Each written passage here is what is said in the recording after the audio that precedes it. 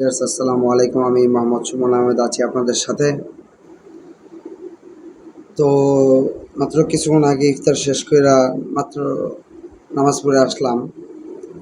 তো ফোন বাসায় রেখে গেছিলাম। তাই এসে দেখলাম যে আমার এক ফ্রেন্ড সে প্রায় 7টা কল দিছে। তো তারা জিজ্ঞাসা করলাম যে এতগুলো কল দেওয়ার কারণ কি? তো সে আমার বলল যে বন্ধু চল যে একটু শপিং থেকে ঘুরে আসি। তো তার এই কথা শুনে আমার একটা মজার কথা মনে পড়ছে। কথাটা আপনাদের সাথে শেয়ার করি, যেহেতু আজকে শপিংয়ে যাইতেছি। কিছুদিন আগে আমি আমার আরেক ফ্রেন্ডকে জিজ্ঞাসা করছি যে মামা শপিং কি করা হয়েছে? তো সে আমার উত্তর দিল যে আরে এখন তো আর কি করুন শপিং, এখন তো আমাদের শপিং করতে মনে চায় না।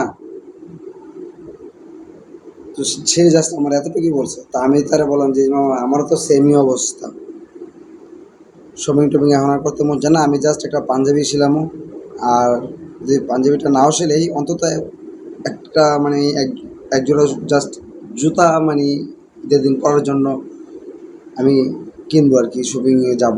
এটা আমি ওর সাথে বলছি এটা। তো সে আমার বললো তোর চিন্তা ভাবনা তো অনেক উপরে। আমি কে? সে আমার উত্তর দিল তুই তো জুতা কিনবি, আর আমি চিন্তা করছি জুতা আমার যেটা আছে সেটা আমি পলিশ করে তারপরে ঈদের নামাজ পড়ে ঘোরাঘুরি করবো। আমি তো কথা শুনি না, আস্তে আস্তে ভাই শেষ। ভিডিওটি যদি ভালো লাগে তাহলে অবশ্যই চ্যানেলটা সাবস্ক্রাইব করবেন এবং লাইক কমেন্ট শেয়ার করতে ভুলবেন না।